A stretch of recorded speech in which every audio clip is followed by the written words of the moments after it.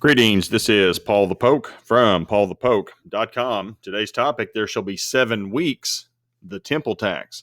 So, those of you guys who've been following along, we are in the middle of a series of posts where we are looking at the initial 49 years of the 483-year period communicated from the angel Gabriel to the prophet Daniel. City of Jerusalem's been rebuilt. We're looking at the events in Nehemiah 8 through 13. Israel's returning to God's law. The last time we talked about the Shemitah. This week, we're going to talk about the reinstatement of the temple tax. And so we're going to take a look at the scripture reference out of Nehemiah 10, verse 32. We also take on ourselves the obligation to give yearly a third part of a shekel for the service of the house of our God. So under the leadership of Nehemiah, the temple tax was reinstated. Now, we've seen what Nehemiah is proposing, and we need to compare it to what Moses states in the law. I know some of you are out there like, hey, wait a minute, there's already something different. And we're gonna get to that. But first, we're going to look at Moses' comments in Exodus 30, verses 13 through 16, and he received this directly from God. This is what everyone who is numbered shall give: half a shekel, according to the shekel of the sanctuary. The shekel is 20 gerahs. Half a shekel is a contribution to the Lord. Everyone who is numbered from 20 years old and over shall give the contribution to the Lord. The rich shall not pay more, and the poor shall not pay less than the half shekel. When you give the contribution to the Lord, you make atonement for yourselves. You shall take the atonement money from the sons of Israel and shall give it for the service of the tent of meeting, that it may be a memorial for the sons of Israel before the Lord to make atonement for yourselves. So we're going to look at the specifics of the temple tax for service. Tax of 1/2 shekel is the cost. Men 20 years of age and older shall pay. So no sliding scale of taxation. Rich and poor pay the same. Just because you have more doesn't mean you pay more. And just because you have less doesn't mean you pay less. Yearly contribution is required. So it's a yearly thing, once a year. And the purpose of that is for atonement of your personal life. So everyone or everything appears to be in alignment with one exception. Moses said 1/2 shekel. And Nehemiah says third shekel. So why the difference? Is Nehemiah being disobedient or cheap? What's going on here? So all kinds of theories and conjectures as to why the difference. Looking around at that, my first thought, is this the same tax? And by all accounts, it is the same tax. I think the most reasonable thing was from Ridgway's Origin of Currency and Weight Measures, and that was from was a section came from Cambridge Bible for schools and colleges under Bible Hub. So this was taken from a Bible Hub website from Cambridge, and Cambridge was quoting Ridgway's Origin of Currency and Weight Measures is the resource. And the picture there is from cointalk.com. You can click on it if you want to see some ancient coins. It's a pretty cool website. In Moses' day, Jews contributed a beka, or a 1/2 shekel, and we get that from Exodus 38, verse 26. A beka a head, that is 1/2 shekel, according to the shekel of the sanctuary. So there's your resource for 1/2 shekel from Moses' day. Now, this gets a little confusing, but we'll muddle through it. 1 beka, or a 1/2 shekel, equals 5.67 grams, or about 65 grains. And here's what's kind of fun. They found one of these, an ancient beka found near the Temple Mount in Jerusalem. And this was, I don't know, a few years ago. But if you're interested in the ancient beka being found, here's an article I posted on this. And you can get some more specifics where they found it in and around the Temple Mount. Somebody probably dropped their temple tax once upon a time. But to remember 1,000 years had passed, roughly 1,000 years had passed from the Exodus and Moses, which was 1440 BC, give or take a little, to Nehemiah's return to the Promised Land, 440 BC, somewhere in that neighborhood. So roughly 1,000 years had passed, and this, for all intensive purposes, was the first time Israel in the land was keeping a lot of the statutes that Moses had talked about. I know it was the first time they kept the feasts. God had written that law for 1,000 years, and they just now getting around to keeping it. It's part of the reason why they were in exile and then brought back into the land post-exile. They didn't keep the feasts, and specifically, they didn't let the land rest. Nehemiah's day, 1,000 years later, they were under the rule of the Babylonian Empire, and the Babylonian Empire standard was the stater, or shekel. And this would have been the relevant currency for the Israelis of the time. And the stater weight was about 173 grains. So a third of a stater, or a shekel, would be 58 grains.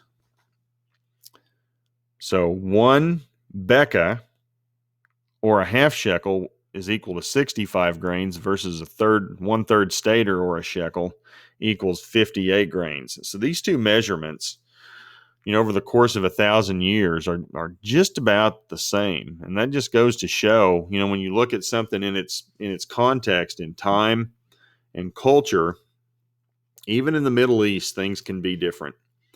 But the payment is essentially the same.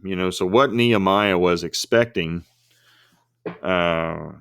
Israelis, Jews, to pay for a temple tax was essentially the same as Moses' one becca, or half shekel. So to me, that made the most sense.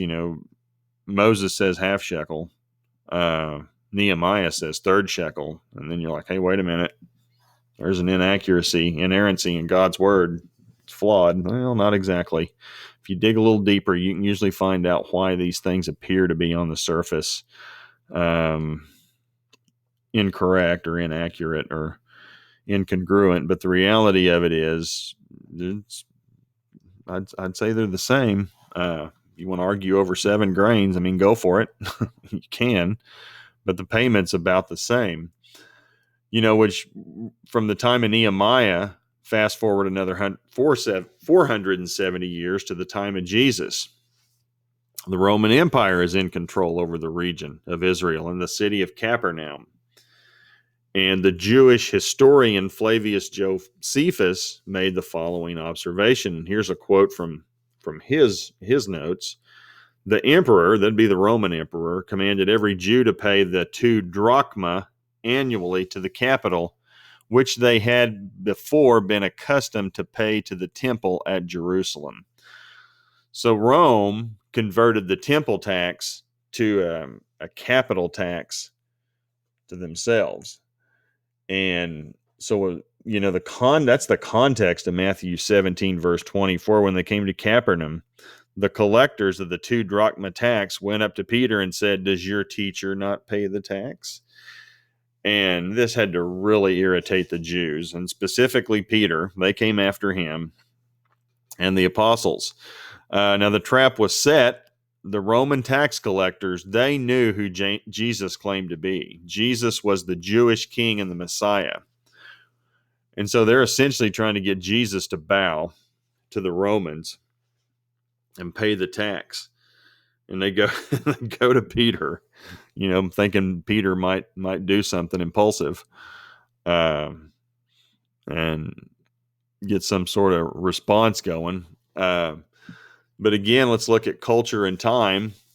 The 2 drachma tax is known as the didrachma in the original Greek text.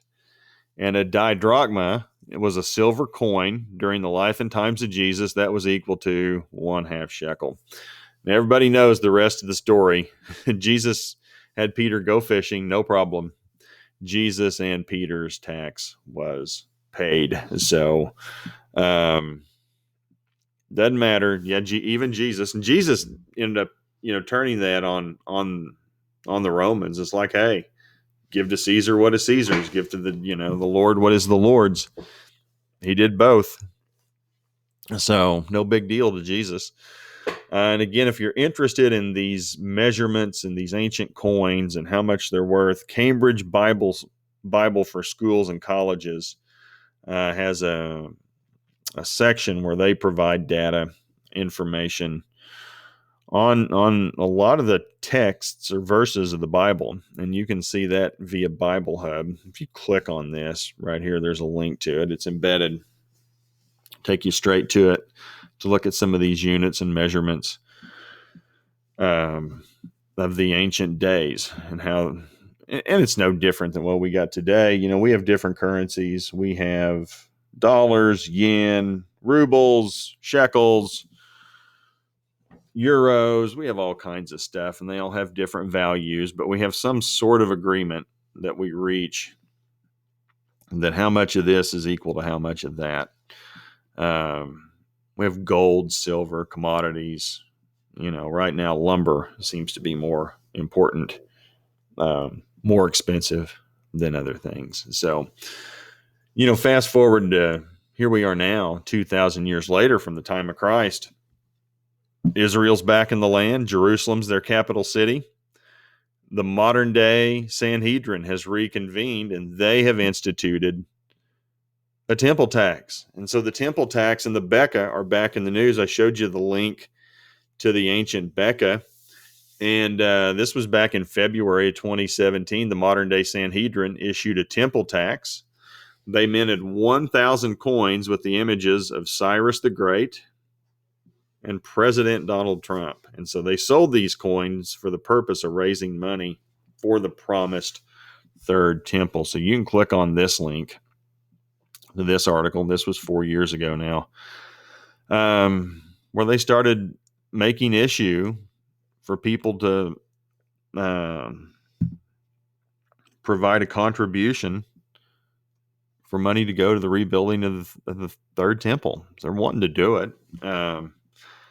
And that's the thing. You think about all this over time, from Moses, from 3,400 years ago, 1,000 years later to Nehemiah, roughly 450 years, give or take a little, 470, I think was what I'd quoted earlier, to Jesus. And now 2,000 years later, all this stuff, it has withstood the test of time.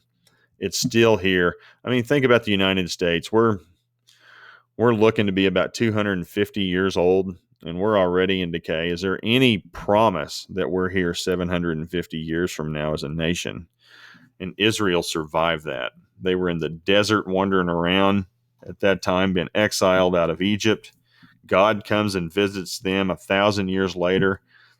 They had been kicked out of the land, come back to the land, back to their capital. And here we are 2,500 years from that point. Israel's back in the land. They're back in their capital.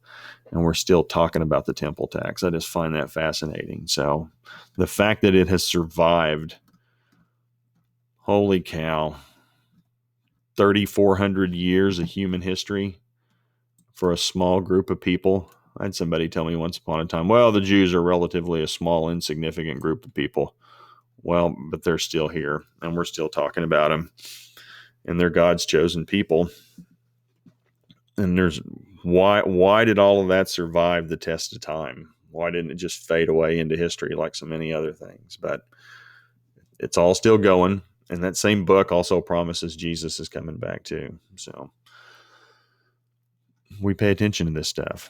So if you're interested, please feel free to share with others at PaulthePoke.com. Also, this will be subscribed. This is continued in the series on angels. Again, Gabriel is talking to Daniel, and we're looking at the initial 49 years of once they were back in the land, and the countdown of 483 years to the promise of the Messiah. And we're just taking a look at those first 49 years in Nehemiah 8 through 13. So please feel free to share with others. Thanks for stopping by. Appreciate it. Take care. Have a great day. Bye.